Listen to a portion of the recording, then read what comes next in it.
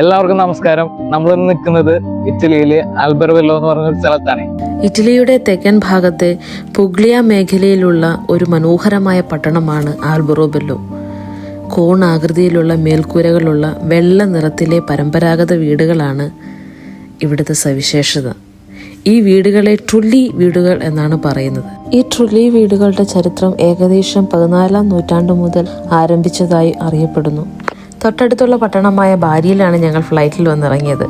അവിടെ നിന്ന് 1.5 മണിക്കൂർ യാത്ര ചെയ്താണ് ഇവിടെ എത്തിയത്. ഈ ഇത്തരത്തിലുള്ള വീടുകൾക്ക് നൂറ്റാണ്ടുകളുടെ ചരിത്രം തന്നെ പറയാനുണ്ട്. ഈ നിർമ്മിതി ഒന്ന് നോക്കിക്കേ, ഈ പണി ഒന്ന് നോക്കിക്കേ. കല്ലുകൾക്ക് മീതെ കല്ലുകൾ അടക്കി വെച്ച രീതിയിലാണ് ഇത് പണിതിരിക്കുന്നത്.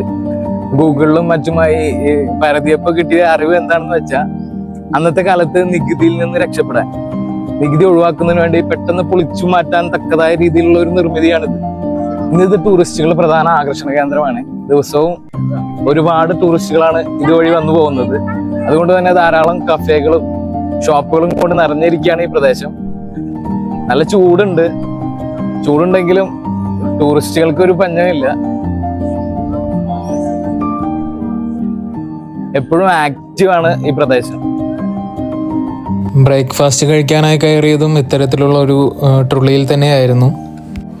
ഉൾഭാഗം അതിമനോഹരമായി തന്നെയായിരുന്നു അലങ്കരിച്ചിരുന്നതും. അന്ന് ഞങ്ങൾ വളരെ നേരം കാത്തു നിന്നിട്ടാണ് ഈ കഫേയിൽ സ്ഥലം കിട്ടിയത്.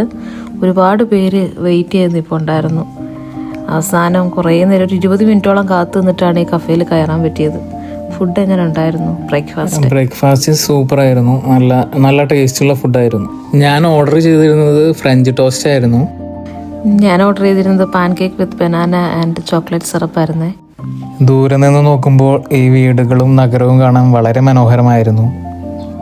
നേരത്തെ പറഞ്ഞ പോലെ നികുതി ഒഴിവാക്കാൻ കണ്ടെത്തിയ ഈ വിദ്യ ഇന്ന് ഈ പ്രദേശത്തെ ലോകത്തിലെ തന്നെ ഏറ്റവും വലിയ അത്ഭുതങ്ങളിലൊന്നായി മാറ്റിയിരിക്കുകയാണ്. ഇപ്പൊ സമയം ഏകദേശം 11:30 മണി ആയിട്ടുണ്ട്. അപ്പോഴേക്കും ഇവിടെ വരുന്നവരുടെ എണ്ണം കൂടിക്കൊണ്ടേയിരുന്നു. ഒരുപാട് സ്കൂൾ കുട്ടികൾ, കോളേജ് സ്റ്റുഡൻസ് ഒക്കെ അന്ന് വന്നിട്ടുണ്ടായിരുന്നേ. വഴിയരികിൽ ഒരു വ്യക്തി നിന്ന് പാട്ട് പാടുന്നുണ്ടായിരുന്നു.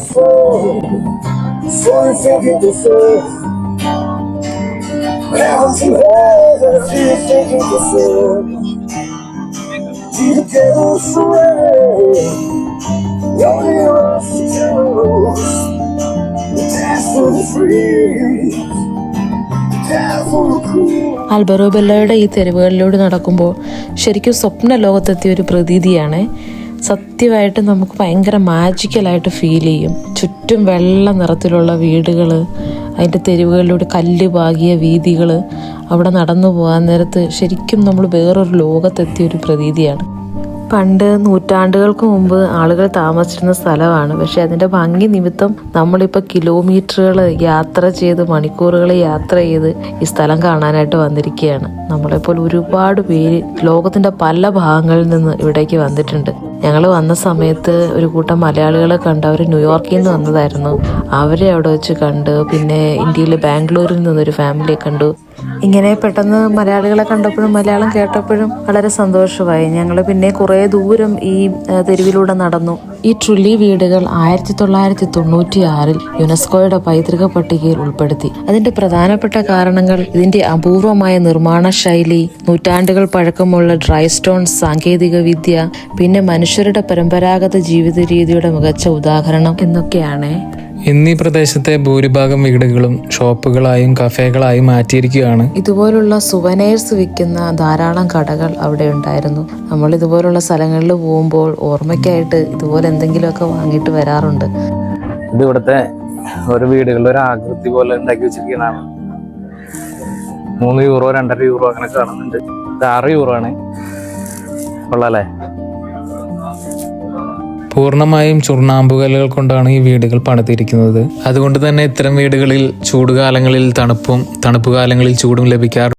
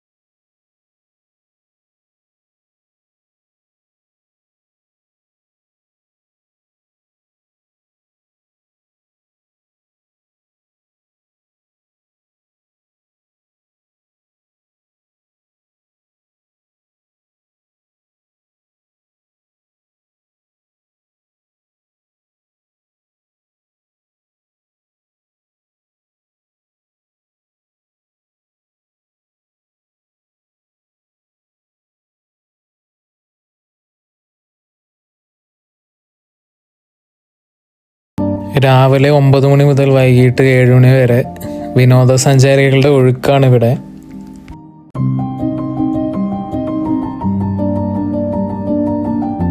അങ്ങനെ ഞങ്ങൾ മറ്റൊരു സുവനീർ ഷോപ്പിൽ കൂടി കയറി.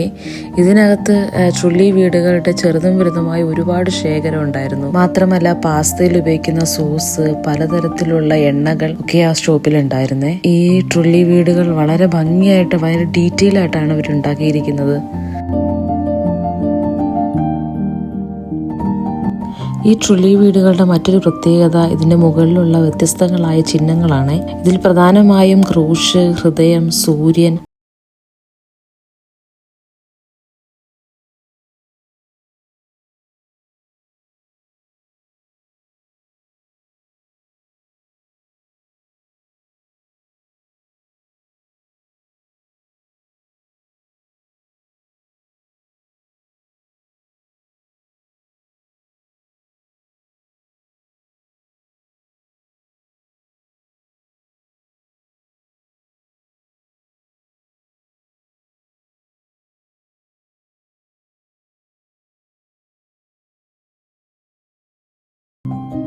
മറ്റൊരു കാര്യം എടുത്തു പറയേണ്ടത്, ഇവിടുത്തെ ആളുകൾ വളരെ ഫ്രണ്ട്ലിയാണ്. ഇതുപോലുള്ള കടകളിൽ നമുക്ക് പ്രത്യേകിച്ചൊന്നും വാങ്ങേണ്ടതില്ല. അപ്പോൾ ഇവിടുത്തെ വീഡിയോസൊക്കെ എടുക്കാനോ ഷൂട്ട് ചെയ്യാനൊക്കെ അവർ വളരെ ഫ്രണ്ട്ലി ആയിട്ട് എല്ലാം ചെയ്തോളൂ എന്നൊക്കെ പറഞ്ഞു. മാത്രമല്ല ഈ കടകളൊക്കെ വളരെ ഭംഗിയായിട്ടാണ് ഇവർ അലങ്കരിച്ചിരിക്കുന്നത്.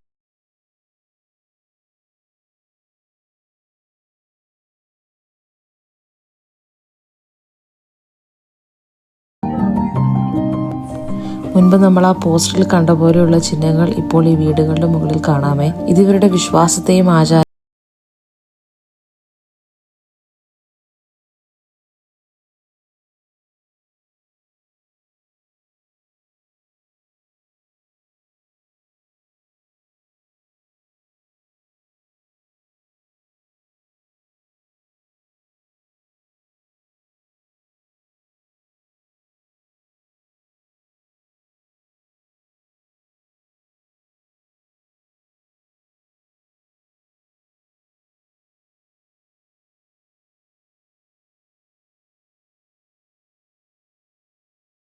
കാണുന്നതാണ് ഇപ്പൊ ഈ പ്രദേശം. ഇങ്ങനെ നോക്കുമ്പോഴാണ് ഞങ്ങളന്ന് താമസിച്ചിരുന്ന വീട് കണ്ടത്. ഈ കാണുന്നതാണ് ഞങ്ങളന്ന് അവിടെ താമസിച്ചിരുന്ന ട്രുള്ളി. ഇങ്ങനെ പോകുമ്പോഴാണ് നമ്മളൊരു ട്രുള്ളി വീടിന്റെ മ്യൂസിയം കണ്ടത്. അതിനകത്ത് കയറിയപ്പോൾ എങ്ങനെയാണ് ആളുകൾ ഇത്തരം വീടുകളിൽ നൂറ്റാണ്ടുകൾക്ക് മുമ്പ് താമസിച്ചിരുന്നതെന്ന് നമുക്ക് മനസ്സിലാവും. ചെറിയ ജനാലകളും വാതിലുകളുമുള്ള മുറികൾ.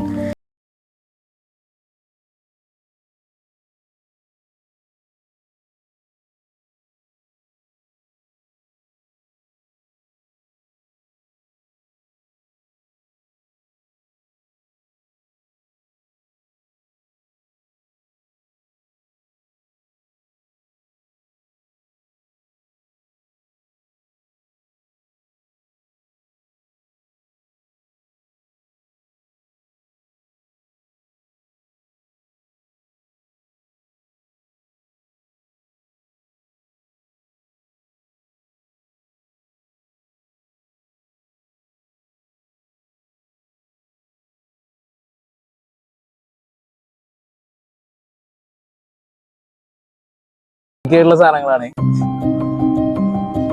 കൊള്ളാലേ. ഭക്ഷണം കഴിക്കാൻ ഒരു റെസ്റ്റോറൻറ്റിൽ കയറിയപ്പോഴാണ് ഇതുപോലൊരു അറിവ് കിട്ടിയത്. പുതിയൊരു അറിവാണ്. ആൽബർബെല്ലോയിലെ നിർമ്മിതിയെ പോലെ തന്നെ വ്യത്യസ്തമായി വേറൊരു നിർമ്മിതി തുർക്കിയിൽ ഉണ്ട് എന്നുള്ളൊരു ഈ ചിത്രത്തിലൂടെയാണ് എനിക്ക് പിടികിട്ടിയത്. രാത്രിയിലെ കാഴ്ചകൾ വളരെ വ്യത്യസ്തമായിരുന്നു കേട്ടോ. പകലത്തേതുപോലെയല്ല. ആളും ആരവും ഒന്നുമില്ല, നമ്മൾ മാത്രം. കടകളും റെസ്റ്റോറൻറ്റ്സും ഒക്കെ പൂട്ടി വിജനമായ തെരുവ്. സഞ്ചാരികളെല്ലാം ഒഴിഞ്ഞു. വളരെ ശാന്തമായി